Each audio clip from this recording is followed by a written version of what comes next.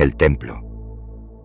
El 20 de agosto de 1917, yo, Karl Heinrich, Graf von Alberg-Ehrenstein, capitán de corbeta de la Marina Imperial Alemana y comandante del submarino U-29, deposito esta botella con este informe en un punto desconocido del Océano Atlántico.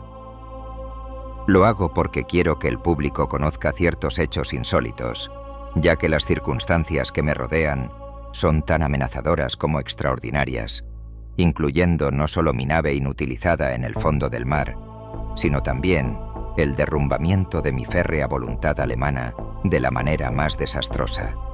Nuestra aciaga travesía comenzó la tarde del 18 de junio. En cumplimiento de nuestro deber para con la patria, torpedeamos el carguero británico Victory, que navegaba de Nueva York a Liverpool. Permitimos a la tripulación abandonar el buque en sus botes para así obtener una buena filmación de la escena para los archivos del almirantazgo. El barco se hundió de forma espectacular.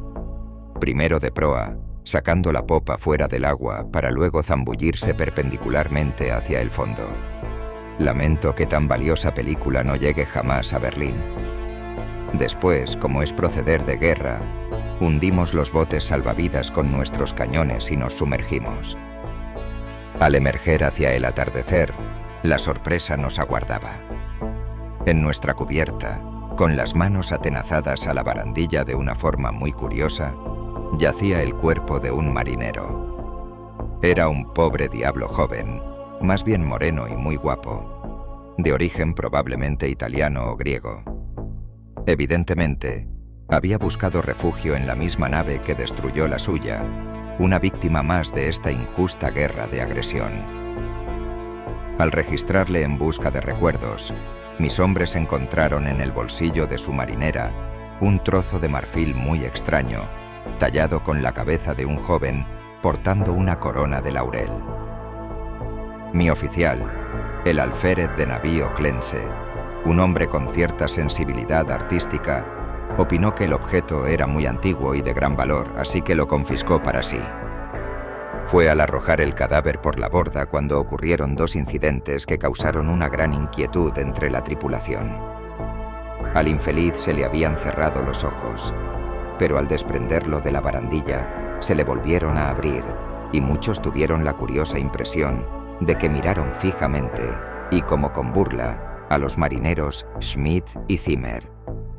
El contramaestre Müller, un hombre maduro pero supersticioso, se excitó de tal modo que siguió observando el cuerpo en el agua y juró que, tras sumergirse un poco, el cadáver puso los brazos y las piernas en posición de nado y desapareció velozmente bajo las olas en dirección sur.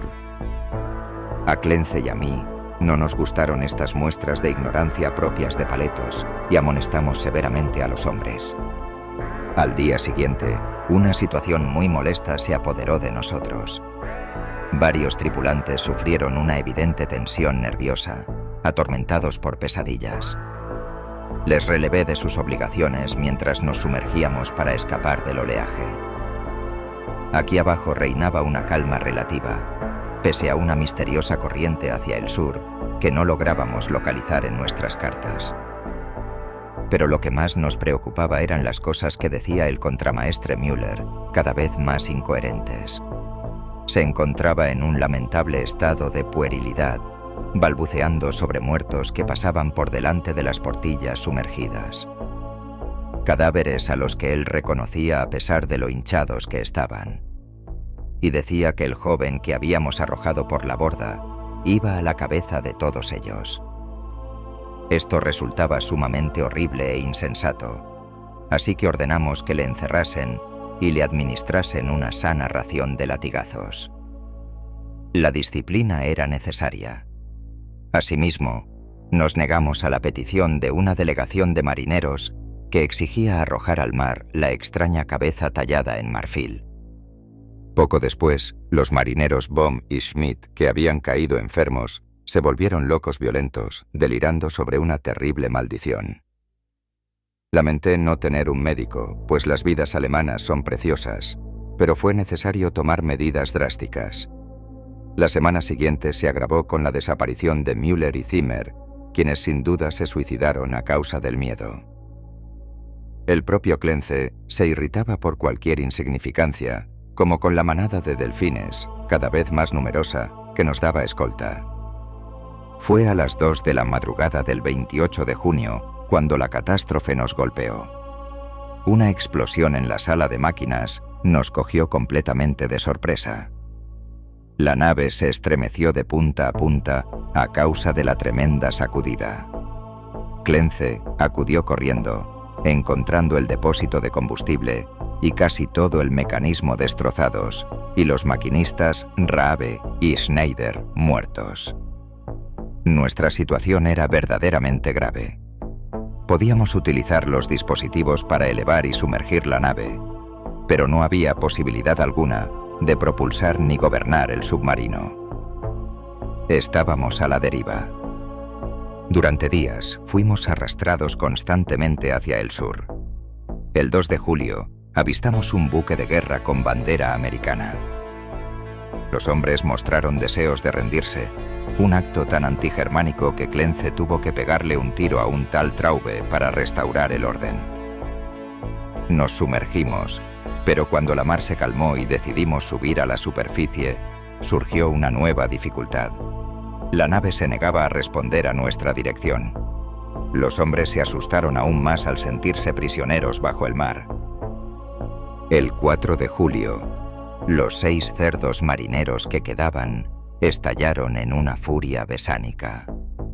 Rugían como animales, rompiendo indiscriminadamente muebles e instrumentos y gritando insensateces sobre la maldición de la imagen de marfil y del joven muerto. Clence, blando y afeminado renano, estaba paralizado. Maté a los 6 hombres, dado que era necesario, y me aseguré de que no quedara ninguno con vida. Echamos sus cadáveres por la doble escotilla y nos quedamos solos, Clence y yo, en el U-29. Con el paso del tiempo, Clence y yo llegamos a la conclusión de que seguíamos siendo arrastrados hacia el sur, a la vez que descendíamos cada vez más. Observamos la fauna y la flora, pero noté la poca preparación científica de mi compañero. No tenía una mentalidad prusiana. La certeza de nuestra muerte inminente le afectó y rezaba a menudo, arrepentido por los hombres, mujeres y niños que había enviado al fondo del mar, olvidando que todo servicio al Estado alemán es una acción noble. Sufría un notable desequilibrio. Permanecía horas mirando la imagen de marfil y murmurando fantásticas historias. El 9 de agosto avistamos el fondo oceánico. Era una inmensa llanura ondulada, cubierta de algas y salpicada de conchas. De trecho en trecho se veían objetos verdosos de misteriosos contornos, sin duda barcos antiguos hundidos. Clence se quedó perplejo ante un pico sólido que emergía del lecho. Creyó ver figuras talladas en él y se alejó como asustado del portillo. Yo, por mi parte, observaba que los extraños delfines seguían a nuestro alrededor, a una profundidad donde su existencia era imposible.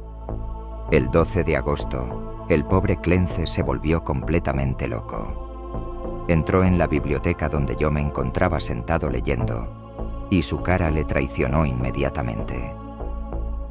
Él está llamando, le oigo, tenemos que ir.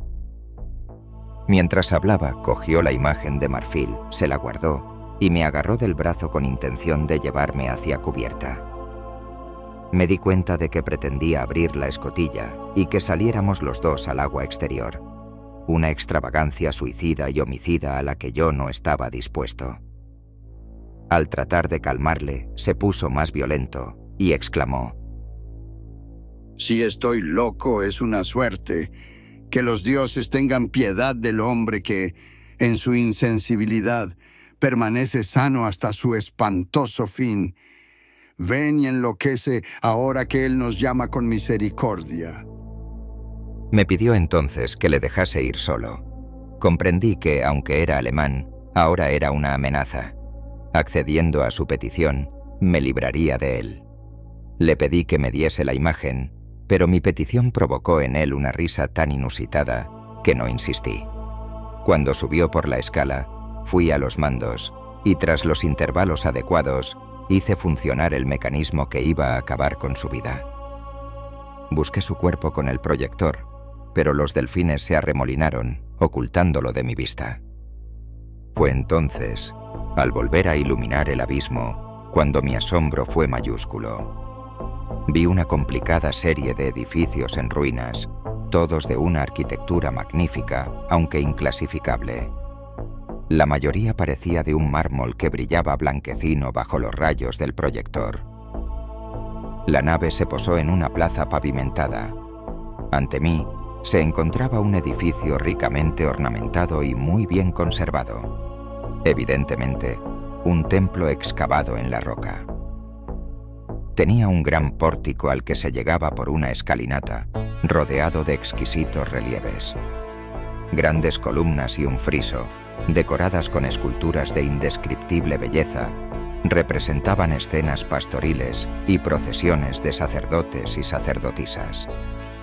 Como alemán, debía ser el primero en pisar esos caminos olvidados. Me puse una escafandra de grandes profundidades y caminé trabajosamente por las calles en ruinas.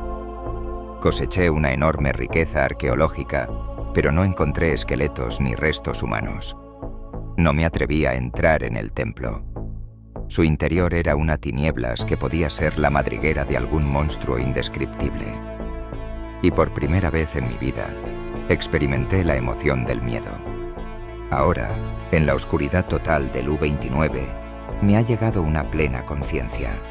La cabeza del dios radiante de las esculturas del templo es idéntica al trozo de marfil que el marinero muerto sacó del mar y que el pobre Clence devolvió. La coincidencia es extraña, pero mi sana razón se niega a conectar lo que no admite conexión lógica. Sin embargo, una fosforescencia ha comenzado a emanar del templo, como procedente de las llamas de un altar en lo más profundo de su interior. Me llega una ilusión auditiva, un cántico rítmico, melódico, como un himno coral frenético, aunque hermoso, que traspasa el casco insonorizado. He sufrido las visiones más extravagantes. Me ha parecido vislumbrar bultos en el templo, unos inmóviles, otros en movimiento. Mis pensamientos giran en torno al joven del mar y la imagen de marfil. El resto es muy simple. Mi impulso a visitar y entrar en el templo se ha convertido en una orden irresistible. Esa risa demoníaca que oigo mientras escribo es tan solo producto de mi cerebro debilitado. Ahora, me pondré cuidadosamente el traje y subiré intrépidamente la escalinata de ese santuario primordial, de ese mudo secreto de las aguas insondables y de los tiempos inmemoriales.